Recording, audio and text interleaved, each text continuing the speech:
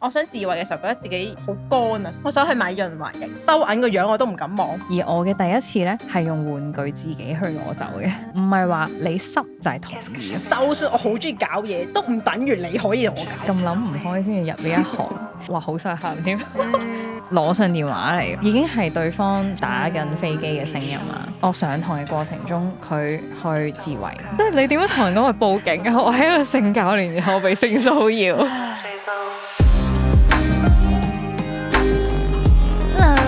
Welcome back to Playtime， 我係 Playtime Talk 嘅 Irene。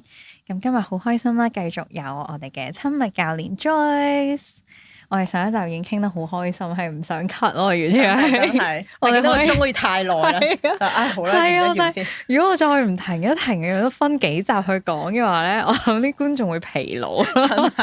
真係。所以我哋今集可以 chill 啲去做 girls talk 嘅環節。可以，因為咁難得，我哋兩個同行，呢個性教練嘅同行喺香港實在太罕有啦。太多嘢可以講，係 girls talk 又可以講，係啊，所以我哋今集會講係，譬如你點樣入行啦，點解會選擇做性教練或者係 intimacy coach 呢樣嘢，會講多少少我哋嘅心路歷程啊，點點滴滴啊，跟住去講下啲心酸嘢啊，想講咩都得嘅呢集，可以分享一下。最中意呢啲，我就好想問係點解咁諗唔開踏入 sex coach 呢個行業咧？因為點解頭先其實佢上一集已經想嘗試問我，但係哇嗰啲可能要講好耐，所以我停一停先咁樣。我由細到大咧都係一個唔係太覺得自己好女仔嘅一個女仔嘅，即係我會覺得自己身形唔瘦啦，頭髮我以前係唔係有電直咧，就係好蓬鬆啦，生暗瘡啦，肥肥的，又唔係肥嘅。其實而家諗翻，即係我比較骨架大啦咁樣，同埋我性格咧都會係比較點講咧，大情大性啦，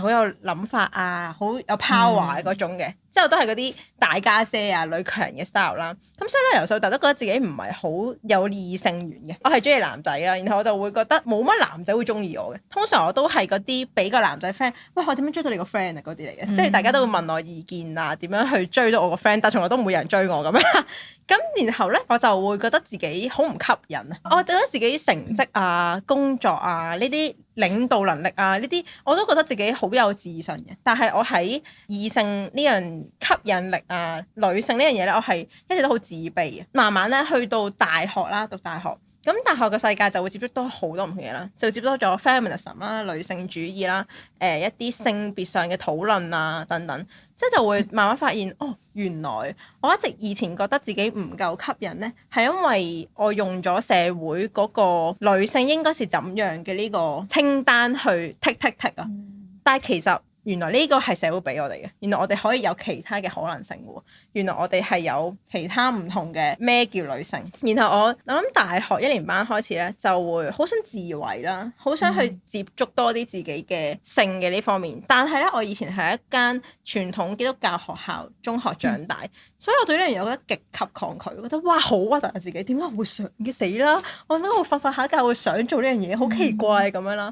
咁但係咧，我去到慢慢就因為接觸多呢啲嘢，就會開放多啲。咁然後我就曾經咧覺得，我想自慰嘅時候覺得自己好乾啊，就咁捽啦所謂。我想去買潤滑液，其實我屋企樓下真係就有一間啦，但係咧我時時都唔敢去。我就終於有一日咧，就係鼓起勇氣啦，喺嗰間性玩具店出面徘徊咗可能10分鐘、20分鐘，我都未敢入去。我真係有種俾人見到點算啊？喺度東張西望咁樣啦。咁之後然後咧，我就打咗俾佢我個 friend，諷刺地佢係一個男仔 friend 嚟嘅，但係我哋係真係好 friend 嘅，即係 pure friendship 嚟嘅，即係純友誼嚟嘅。即係我哋係從來都冇任何異性嘅東西，但係我會同佢喺度傾呢一啲嘢。佢係我唯一一個可以傾性嘅一個朋友。然後我就打俾佢，俾啲勇氣我入去咁樣啦。咁之後咧，我係入到去咧，係即刻完全係唔敢望任何人嘅眼啦，淨係即刻揾邊度潤滑液，邊度潤滑液，然後就攞完即刻連嗰個收銀個樣我都唔敢望，就咁俾錢，即刻耷低頭走咁樣。我出到去之後咧，就有種好大嘅感覺，就係點解我會咁驚嘅？其實我同我媽去買支豉油、買支洗頭水係一樣。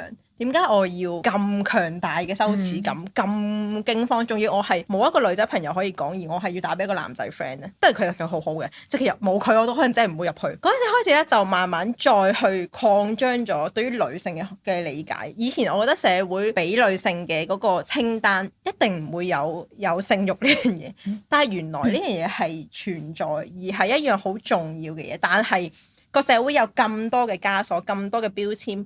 咁多嘅禁忌會令到我將呢樣嘢妖魔化咗，然後咧慢慢地就身體同埋頭腦上比較都係頭腦上啦，去理解多咗，原來女性都可以講性喎，女性都可以去討論去感受。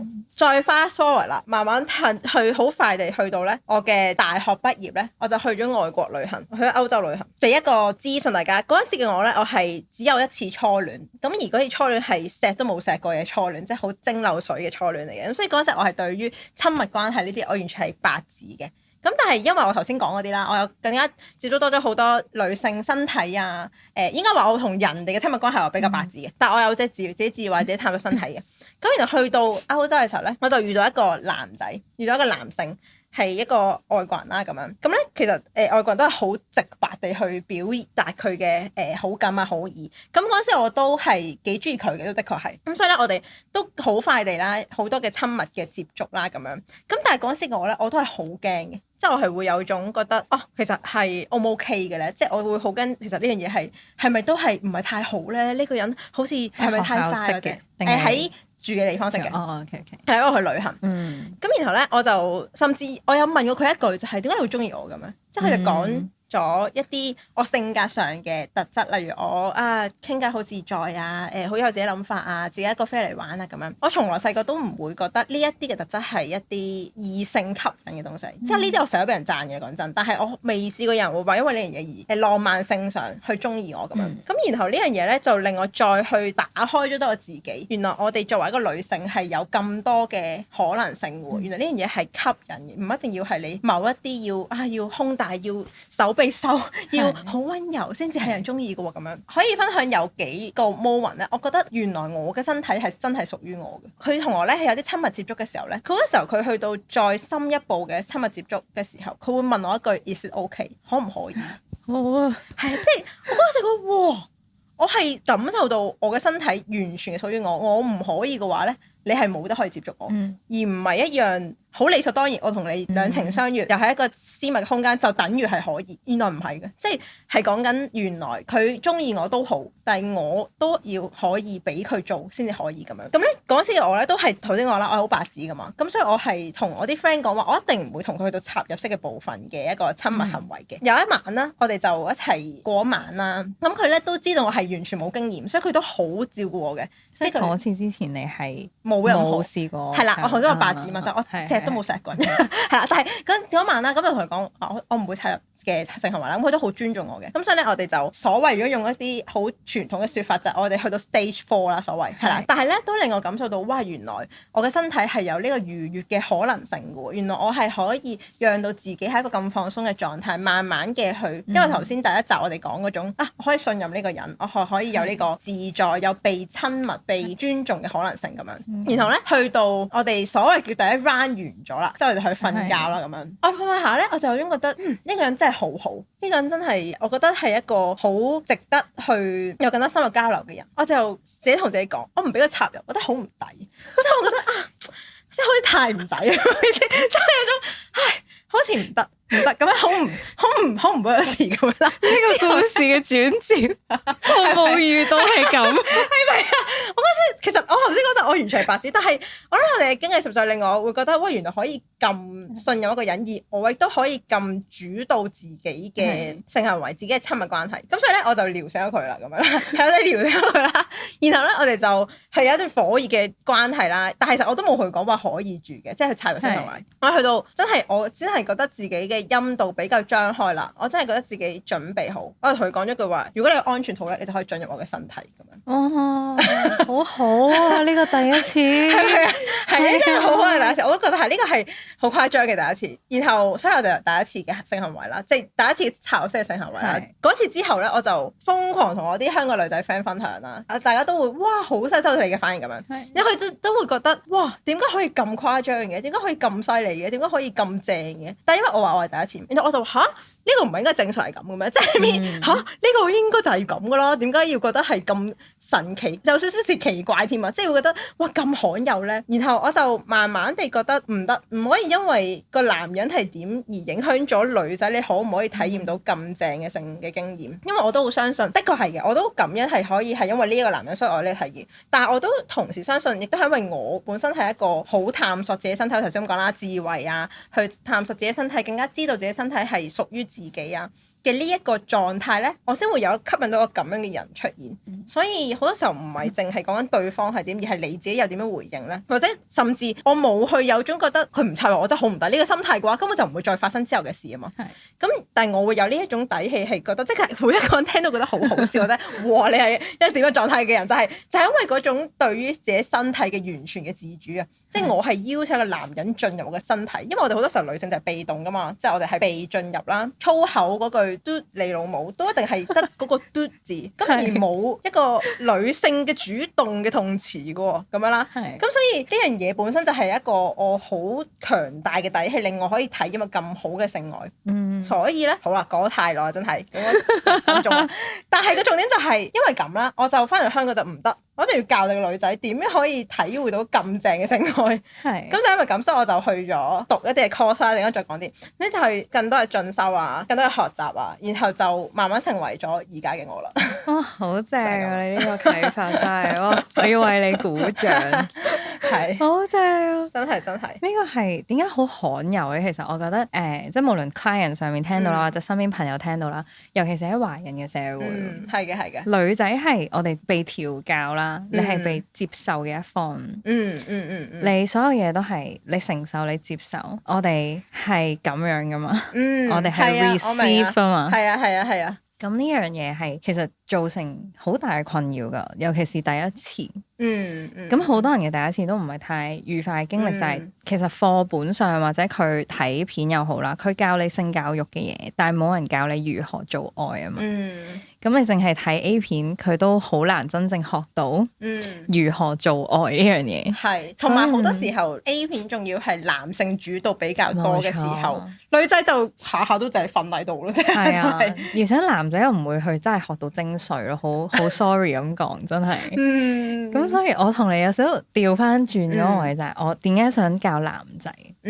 其實我哋個理念係一樣嘅。係，其實係。我哋想大家都有一個好好嘅體驗。咁你嘅方面就係去教女仔去，即係呢樣嘢係愉悅，你有主導權。你唔係淨係瞓喺度接受嗰個，你完全對自己嘅身體係有 control，你係有呢個 power 去做呢樣嘢。咁但係我就係調翻轉係想男仔意識到呢樣嘢。咁男仔嘅意識其實佢包含咗好多入邊嘅，佢都有身體上面嘅主導權，但係嗰種係尊重。互相嘅尊重 consent 同意呢樣嘢好重要，唔係話你濕就係同意咯。呢個係你每一個位其實你都要有同意，你先可以進入下一步噶嘛。甚至去到最後一步，佢話唔要，佢唔係同你調情，佢真係唔想要。咁呢個你都要尊重噶嘛。咁相同地，男仔一樣可以話唔要嘅，你唔需要覺得我係要有呢個表現，我就要去做咁樣噶嘛。所以呢個又係好重要。但係我之前有分享過話，我點解入行啊，或者去做呢樣嘢，係我有高潮障礙。呢個又係都幾 sad 嘅，就係好多女仔都有，因為係我哋對可能喺華人嘅社會成長，我哋覺得呢樣嘢係唔好嘅。咁或者你有唔好嘅性經驗啦，甚至係一啲創傷啦，你就會對呢樣嘢係感覺好差。咁對我嚟講啦，我好細個係對性呢樣嘢有興趣嘅。即係對探索自己嘅身體好有興趣，去點樣研究呢樣嘢？我係睇好多書啦，買好多玩具啦，係好細個開始嘅。幾多歲啊？我未夠，即係幾歲嘅時候？幾歲嘅時候我去摸自己嘅。哦，你又記得嘅？係我好大記憶嘅，我細個嘅記憶。但係嗰種摸唔係話有性慾嗰種摸嘅，係純粹好奇。真正去到我去探索呢樣嘢，我諗10幾歲啦，13、14歲。咁但係我係睇好多書啦，跟住買玩具啦，而我嘅第一次咧係用玩具自己去攞走嘅。咁所以我係點解探索呢樣嘢就同你諗一樣嘢一樣，我有自主權咯。即係我探索呢個係我嘅身體，我想點樣去做呢件事情。然後我明白知道自己個 pleasure，我個愉悅嗰個位喺邊度，我先至去同另外一個邀請另外一個人一齊去做呢樣嘢，係去參與呢樣嘢，係啊，因為有一個好容易地女仔有個諗法就係咁個男仔想啊嘛，咁我咪配合佢咯。但係你唔應該係配合嗰個咯，你應該係大家一齊去享受呢樣嘢咯。呢樣嘢係好重要嘅，因為上一集我哋有講話，其實男仔都想去感受到女仔去愛啊、關心，有好重要就係。咁女仔你都要參與，即係如果女仔覺得呢件事就唔關佢事嘅時候，即係配合你嘅時候，佢即係配菜嘅時候，佢又點會去俾呢個愛咧？咁所以女仔點樣去喺呢一件事上面參與度大啲，話事權大啲，呢個係一個好重要嘅概念咯，係啊。因為我哋有講話，譬如入行啦，我哋叫做，即係我哋去讀書嘅其實。係。咁我點解會去讀呢樣嘢？其實就係因為我有高潮障礙，我需要性教練嘅幫助。咁係我大概係叫做睇到好多唔同嘅 course，咁我就係一路去讀書，一路去治療自己。咁我係有同好多唔同嘅老師去學習呢樣嘢。咁我係發覺哇，呢個真係堅有用，即係唔係話 marketing， 但係真係我經歷過。係。由一個我係一個好 people pleaser 啦，我哋叫做係我討好人哋嘅性格。然後我每一次喺性愛性交入邊，我係一個討好人哋而去表演咯。我覺得我需要去做呢個角色。我今日就係你喜歡嘅 AV 女優嘅角色。呢個係好多女仔好常見嘅一個問題，就係我點樣去取悅嗰個男仔，而我就會有呢啲反應。所以我係無法有高潮，因為我只係扮演緊一個角色，我冇去真正去 feel 到自己個 pleasure 咯。咁所以我經歷咗好耐嘅一路 coaching 自己啊，然後同老師去 work 呢樣嘢，我發覺呢個真係幫到好多人，而且幫到好多人嘅地方唔止係女仔，男仔都好需要。所以就我間接係因為咁樣就去讀好多呢啲 course，咁去普及大家嘅一個資訊就係點樣去揾到呢啲 course，我哋點樣去讀書啊？你當時係點樣揾到呢啲課程？我由大學開始咧，我已經接觸好多性別運動啦、性別嘅一啲活動啦、倡議應該係話。咁而我哋一直都會知道就係台灣係華人社會一個性別運動，好對我哋嚟講係香港嚟講係一個 pioneer 嘅中文係乜嘢？表表姐。佢係第一個前格，即係啦，佢嘅一個參考對象。所以佢好多時候都係會俾我哋早一步係去進步，然後我哋去參考咁樣。咁所以我一開始嘅接觸咧，就係睇一啲台灣嘅呢一類嘅內容啊，呢一類嘅創作者咁樣啦。咁我哋有上一啲台灣嘅 Instagram 嘅一啲 page 啦，然後佢都會有一啲嘅課堂啦，有一啲嘅 coaching 咁樣。咁然後咧，我都有再去 DM 一個老師，就會話啊，我都好想成為你類似咁樣嘅人啊！你係讀啲咩嘅咧？咁樣即係你係去有啲咩進修？即係我不嬲都係一個好主動嘅人。頭先你教嘅人就係咁咧，之後就有咩我就會想我就要去問嘅啦咁樣。咁然後咧佢就介紹咗一個 course 俾我啦。咁即係佢讀嘅一個性教練嘅堂咁樣。咁佢就係關於 sex love relationship 嘅一個 certificate coaching 嘅 course 咁樣。咁所以嗰陣時就開始咗呢一個嘅旅程咯。其實都冇話啲咩，因為始終呢一個範疇唔係話你去揾有咩大學，然後就有個 degree，係咩真係㗎？啊，但係 coaching 冇嘅，coaching 因為佢讀 degree 就會有，係啦，你好多係佢係研究啊嘛，研究學入邊佢會有好多係 therapy 啊，佢 sexologist，即係我哋嘅性學家。咁但係同我哋想做嘅嘢就有啲唔同，係啦，即係我都同意，即係我諗 sex therapist 啊、性治療師呢啲一定會有嘅，我哋都聽過。但係我諗我可能特別我好中意我嘅老師咧，就係佢唔係將性呢樣嘢咧完全嘅分割咗我哋嘅日常生活啊。即係因為你頭先聽我嘅故事，就係我呢一個咁所謂咁大膽嘅舉動咧，唔係單純就話哇我係一個好中意 sex 嘅人，所以我就要咁，而係因為我積累咗我嘅對於女性嘅理解啦，對於身體嘅理解啦、智慧啊、愉悅啊、女性呢樣嘢，呢一抽嘢啊，先至會令我成為一個咁樣會喺床上面去表達自己諗法嘅人。所以我好相信性呢樣嘢都唔止係講緊，我就係講性行為啦，呢一個鐘呢半個鐘嘅事，而係我哋嘅身體究竟係點樣同我哋嘅性慾係一致嘅咧？咁而呢樣嘢就係我諗喺我讀嘅嘢上面啦、身心學上面啦、Tantra 啦、談趣啦裡面咧係好講嘅，就係講嗰種能量啊。而呢一樣嘅能量唔止係講緊你喺床上面咯，而係你日常生活點樣都去一致佢咯。係啊，我完全同意啊！呢個就係有好多人會問，點解你即係咁中意研究性啊各樣嘢，你唔去讀博士，你去做醫生，你去做治療師？我個解釋永遠都係我做 coaching 嗰個原意。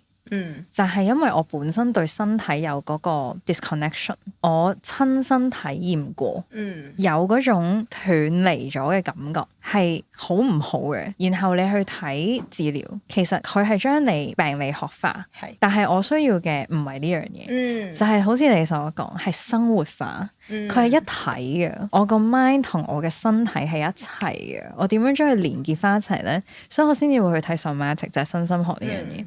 咁談出又係啦，咁甚至佢有啲embodiment 啊 movement， 佢係講體驗呢樣嘢，都有好多唔同嘅方法去做到將佢身心合一。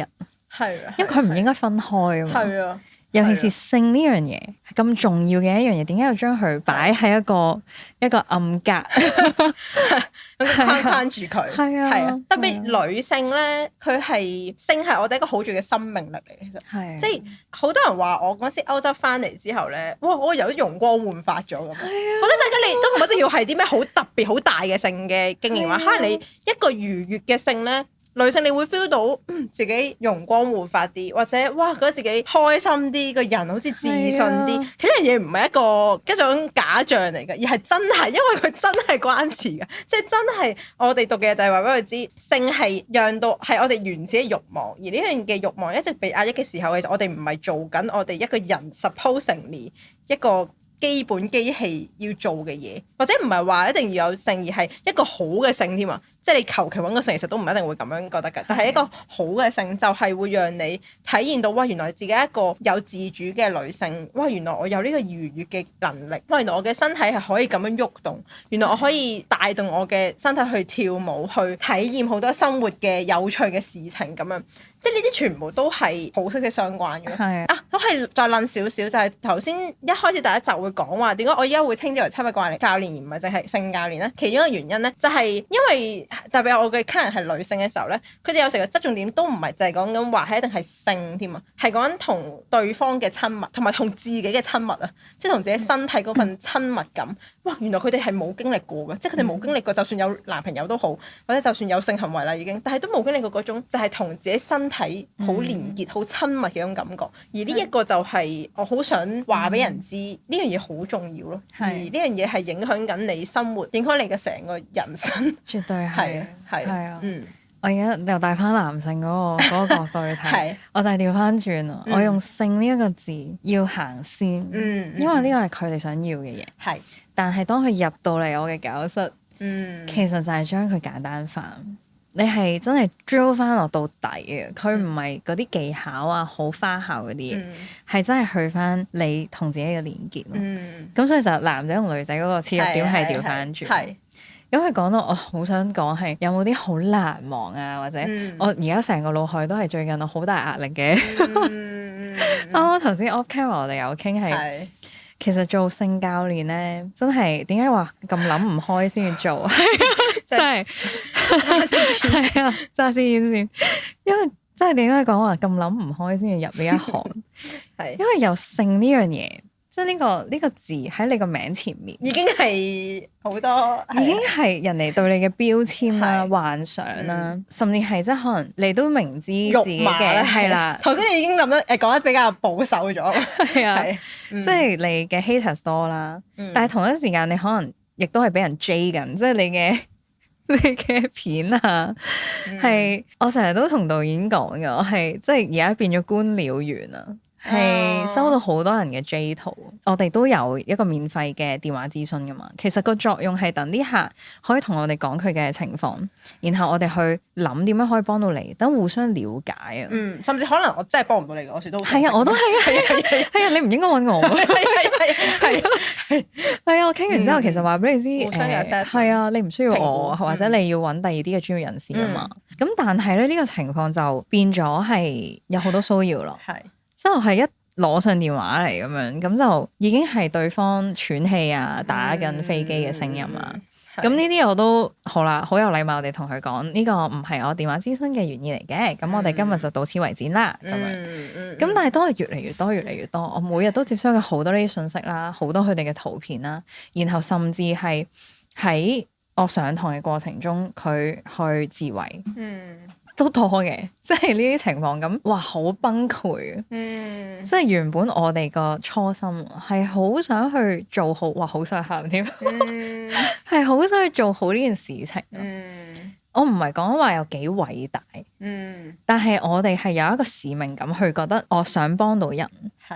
但係當佢哋利用呢樣嘢，佢去踐踏你嘅專業，佢去侮辱你，然後佢因為你有呢個途徑可以。即係叫做公眾人物啦，你係擺出嚟去講呢樣嘢，係因為我哋想表達呢樣嘢，令到更加人覺得性呢樣嘢唔可恥，但係我哋令到係將自己變咗一個標靶。哇！呢個真係好痛苦。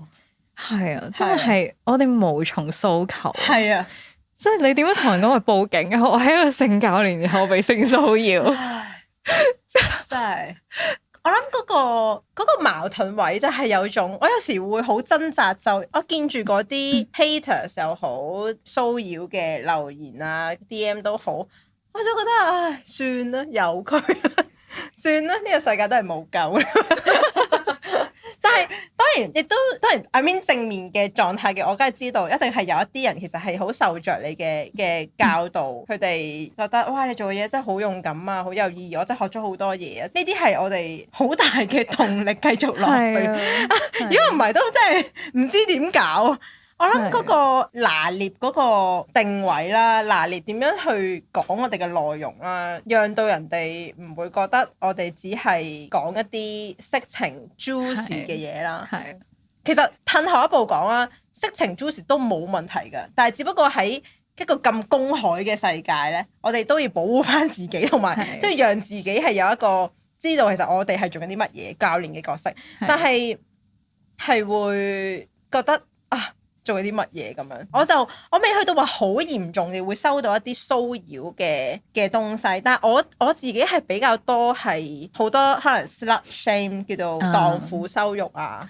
其實我哋點解會識嘅嗰條片咧，我都可以講下，即係我哋第一集我講話我哋係因為 haters 而相遇，就因為我一條片俾人擺咗上Threads 度公審咁樣啦，我嗰條片就係講話我2025年冇做過愛，就係講話因為嗰陣時就係我對於做愛呢樣嘢，對於性呢樣嘢有一個唔同咗嘅體會，所以我就算有機會有性我都拒絕咗，因為我而家嘅諗法唔同咗，等等等咁樣。咁所以啲人就會覺得攞啲嘢出嚟講即係你做乜嘢？總之就好多呢啲好奇怪嘅留言啊咁樣啦。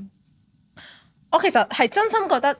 有咩問題嘅？即係點解唔講得嘅？但係我同時都會有一秒質疑自己嘅，就係其實係咪真係唔好講咧？即係我都會用咗佢哋嘅心態嚟去覺得好似真係有啲多咗喎，會唔會？即係其實係咪真係唔應該講㗎？係咪大家扭曲咗我嘅意思啊？等等咁樣，即係都會好多自我懷疑啊、自我批評啊等等咁樣，所以去到嗰啲位咧，我就會諗，我係咪真係應該行呢條路？因為你會覺得，真係好人好姐係咪？係啊，真係好人好姐，做乜嘢話俾人鬧咧？即係我都覺好同意啊，好同意晒。即係我講，譬如我有啲片係講J size 嘅，即係我講有幾大咁樣，或者即係性愛體位咁樣。咁作為性教練，我係好標榜即係講性呢樣嘢，我好 open 去講。我係想大家一齊去講呢個 topic，我係想講就係性不可恥啊嘛。咁跟住就會海量嘅留言 DM 啊，就覺得你講呢樣嘢即係你又唔抵啊，你好中意俾人搞啦，即係各樣嘢。咁所以我都可以搞你啊，咁我就日 send 圖俾你啦咁樣。係啊，同埋我都可以好鄭重聲明嘅，就算我好中意搞嘢，都唔等於你可以同我搞嘢。係啊，呢個好大嘅大家錯誤理解，即係衰啲啦。我哋而家係 girls talk，我就你憑咩覺得你可以同我搞嘢？即係我已經喺個片度講話我好中意搞嘢，但係你憑咩覺得你就會係有資格可以同我搞嘢？嗰個係咪太過分啊？但係我真係好想咁樣講，真係我會覺得你尊重翻呢樣嘢係，即係我哋講，我哋背後用咗幾大嘅勇氣啊！我哋先踏上呢條路，我哋讀咗幾多嘅課程，用咗幾多嘅心血去學習咗一個 professional， 而且係有專業嘅教練，然後被踐踏，真係，唉，係心很累，真係心很累，真係心很累。係啊，真係我發生呢啲事情，我最近呢幾個禮拜係好多。我成日都會同導演講，因為有陣時係騷擾嘅情況係我會好驚啊。即係我會有陣時會擔心死咗佢會唔會有一日知道我住邊咧？死啦！佢會而家知道我電話啦，我都收到㗎，我係 block 好多嘅，真係電話打嚟嘅，一打嚟。因為你係講電話嘅。係啊。哎呀，我係電話諮詢啊，我唔想見到樣住。明嘅明。咁電話咧我就方便，我已經係揾一個唔係我私人電話㗎啦。我係即係開咗個新嘅電話啦，但係而家咧我呢個電話咧就變咗好似打 J 台咁樣咯，即係啲人就攞咗嚟，嘿，我20分鐘攞嚟，跟住就開始係啊，跟住而家好多時我一開始 Hello 我係 Irene 啊點點點，佢已經打緊，即係已經聽到對面係聲音，咁我初初就覺得，唉，算啦，佢都好可憐嘅，即係佢要嘥呢個錢去打 J，我都好即係同情咁樣，即係可能我某程度上都幫到佢啦。跟住我就會，我做緊乜嘢？即係我呢個專業，我係諗住幫佢做一啲好深層嘅治療、深層嘅改變，然後我變咗幫人打 J，即係嗰個位我就會好懷疑、好內耗，我喺度做緊乜嘢？係啊，真係，即係諗，好似我哋想傳達嘅信息冇被真實地收到啊，即係嗰個溝通有斷層嘅狀態咁樣，係啊，即係有時我啲片可能我想表達嘅意思同我人哋見到嗰個係好唔同啊，即係有個人設係即係應該咁講。例如可能我分享過一啲，其實90%都係我啲個人故事，都好正常嘅，即係大家好中意講呢啲個人故事，因為嗰啲所謂知識咧，大家唔識啊嘛，咁我就冇得講，即係只能夠話你啊，你講埋呢啲嘢，但係佢哋又講唔出究竟有咩問題，咁但係個人故事係最好鬧嘅，即係因為係一啲好主觀嘅嚟。我哋呢集都會有人俾人鬧噶啦，係一定肯定，即係因為個人故事係啲好主觀嘅嘢，同埋你得嗰1分30秒。你講嘅嘢只能夠最精簡最短啦，然後啲人就會覺得，哇！你咁隨便嘅，哇！你同一個人唔係識咗好耐就有性行為啦，咁樣即係會有好多呢啲，覺得識咗1年就係等於有性行為係可以，但係識咗1個禮拜就係唔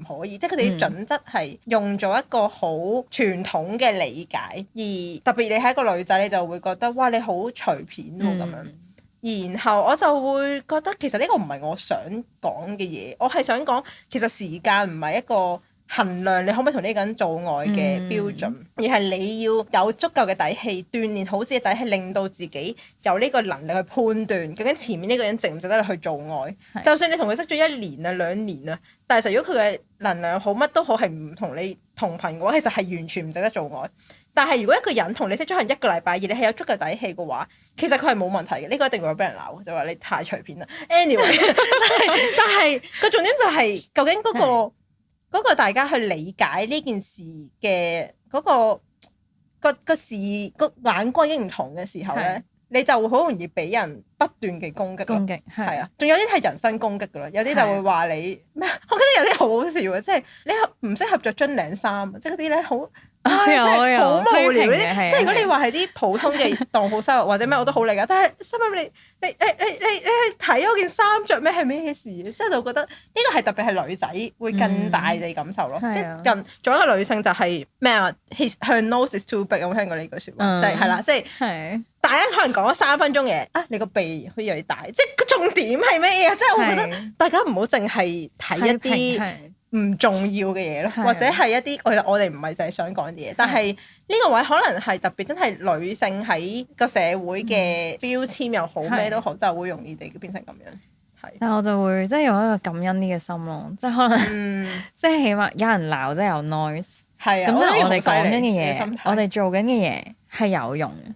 因為佢接觸到一班平時佢唔會講性或者唔會聽呢樣嘢嘅人，即係我哋接觸到嗰班人。係嘅。咁所以我哋做緊嘅嘢係值得嘅。係講多少少就係以前嘅我係做好多性別運動啊、性別倡議嘅嘢㗎嘛，即係大學嘅時候。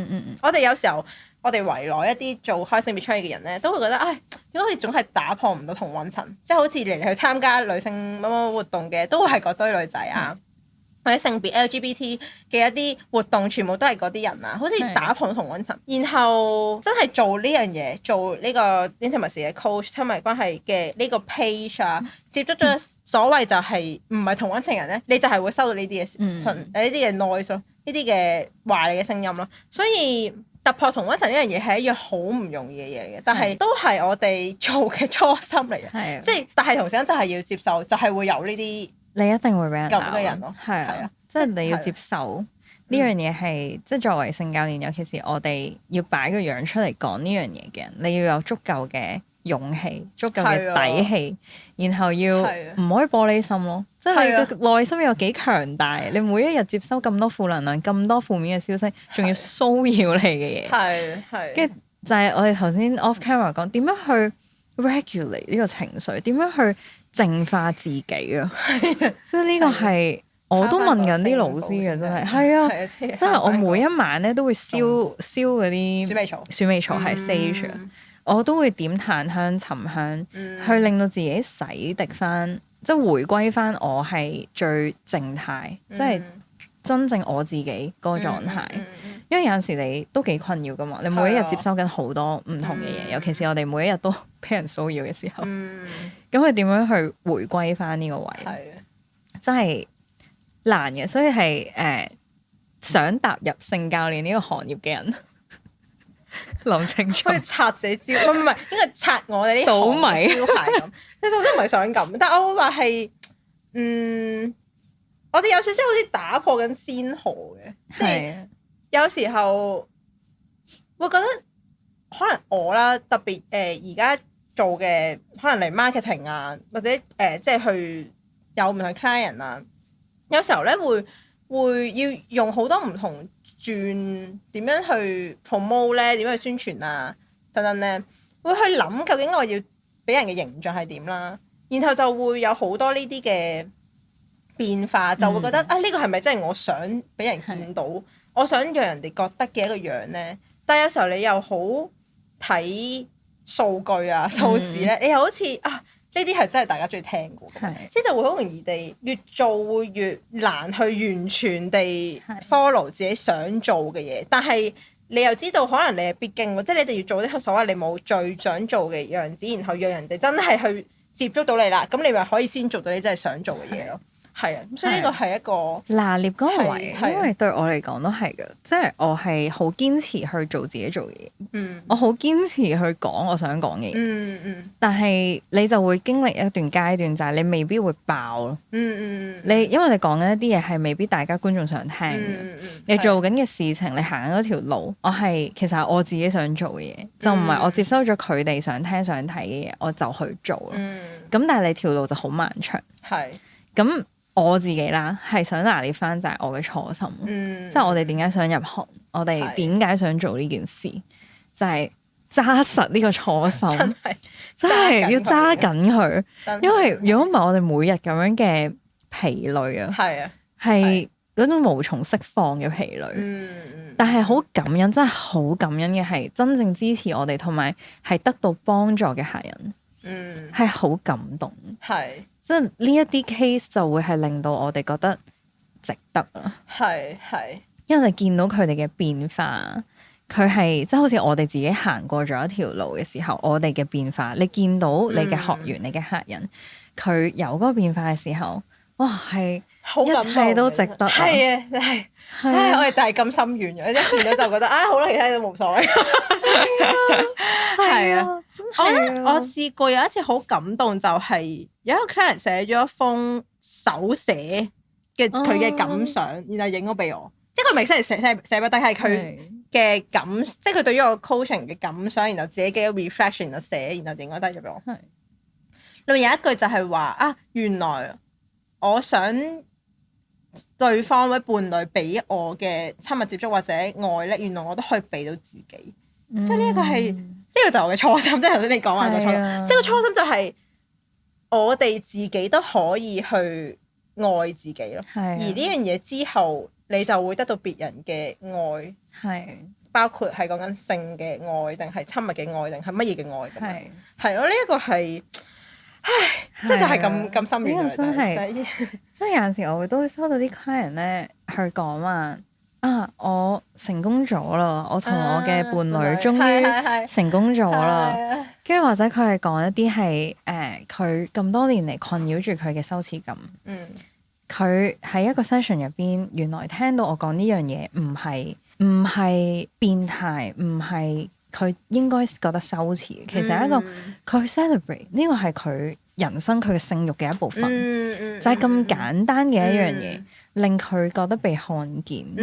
哇！呢啲嘅 feedback comment 咧，佢回覆翻俾我睇係，我就真係覺得值啊，係值得啦，真係我哋真係好心軟。係啊，無論我喊幾多次，我收到幾多條 J 圖，呢啲抹走去啦，我值得，我幫到呢啲 case，我就會覺得我繼續揸實呢個初心。係啊，有好多人都同我講就係其實香港係好需要咯，但係只不過係大家都冇機會冇途徑去接觸嘅時候，我哋就係點樣去讓到呢樣嘢更加多人去發現，原來係可以講嘅喎，原來有個女仔係會可以講啲嘢嘅喎，咁樣咯。所以我真係好感恩遇到你，真係我都係，我一陣 off camera 要好好抱抱你先。有啲嘢係我哋先至會明啊，即係我哋做呢行人先明啊。即係我嘅朋友我都好多嘢，佢哋有時會聽我唔同嘅訴苦啊咩係啦。咁但係有時候啲真係我哋要身在呢個其位係啦，身在其中會更加明嗰個。因為我哋真係經歷緊呢啲每一日嘅嘢，即係你好難唔係做呢一行，而且仲要喺香港擺自己個樣出嚟做呢樣嘢，講廣東話，係不停有俾人騷擾、俾人鬧，係好難理解嘅。所以真係好感恩遇到你，真係感謝你嘅，真係。我2集真係唔夠講，我想同你一路長傾落去，真係。但係跟住又俾人鬧噶啦，觀眾疲勞，跟住導演又疲勞，所以